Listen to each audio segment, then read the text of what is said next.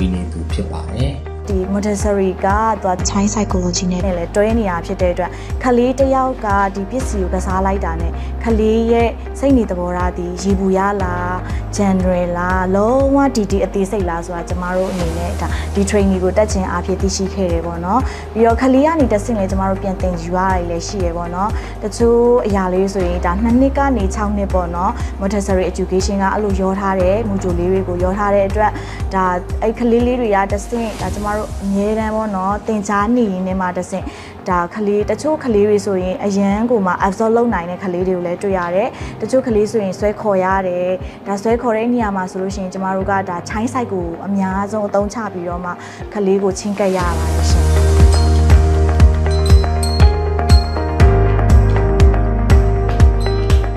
Montessori နီးမှာကလေးတွေကသူတို့စိတ်ကြိုက်ဖြစ်တဲ့အရာတွေပေါ်မှာလှည့်ပတ်သင်ယူနေတာဖြစ်တဲ့အတွက်စာသင်ခန်းမှာသင်ယူစရာကော်နာတွေအများများပါတယ်ဒီအတွက်ပြည့်စုံတဲ့ပြင်ဆင်မှုတွေကိုလည်းယူရီကျောင်းကနေပြင်ဆင်ထားတာ